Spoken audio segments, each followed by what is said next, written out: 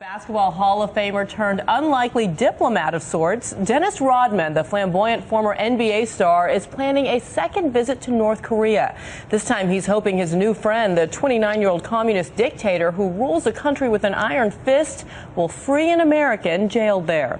ABC's Rena Ninan has details from Washington. Good morning, Rena. Hi, Aviana. Good morning to you. Flamboyant. Yeah, you're right. Dennis Rodman, he sure doesn't disappoint when it comes to being provocative.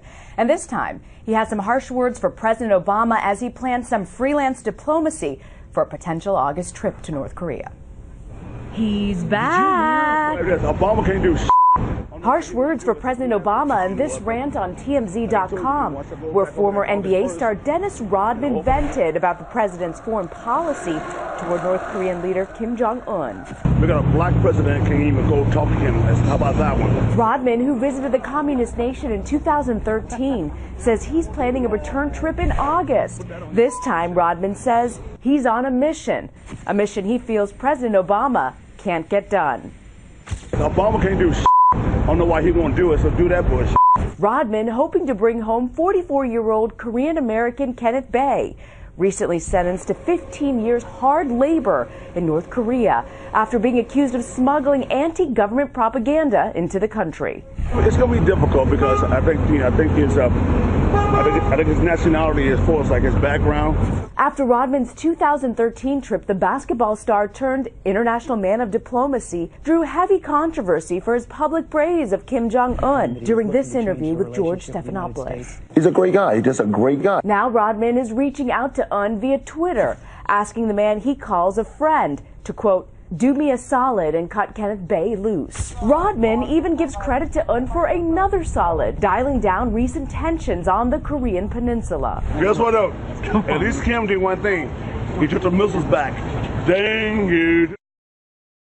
A U.S. official tells me they are calling for the North Koreans to grant Bae amnesty. They're also in touch with his family, Dan. And we did some research on Google this morning. I think this is the first time "do me a solid" has been used in American diplomacy since the founding of the Republic. Rena, thank you. For more on this, let's bring in ABC's Martha Raddatz, our chief global affairs correspondent, who's sitting in for George Stephanopoulos on this week. Martha, good morning to you. I wonder, what do your sources in the White House and America's national security apparatus think about Rodman's diplomacy? Well, a lot of new diplomatic phrases we've heard, never been heard before. Look, last time he went over there, as soon as he got back, Kim Jong-un threatened to launch those missiles. We had a diplomatic crisis for months. So I don't think Dennis Rodman did much good last time.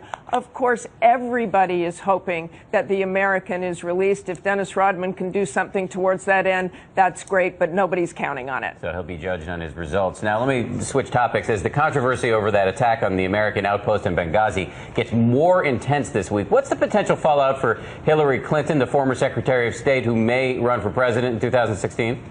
You know, that's so far away, but it will certainly be something that people will look at. It may be far away 2016, but this could very likely follow her into a presidential race if she decides to run, especially those emails that were altered. No one is saying Hillary Clinton altered those emails and took out references to al-Qaeda, but boy, they're going to look at that. This may dog her for months, perhaps longer. Martha Raddatz, thank you. And Martha's got a big show this morning. Senators John McCain and Jack Reed will debate Benghazi. That's later this morning. Martha Raddatz in for George Stephanopoulos on This Week.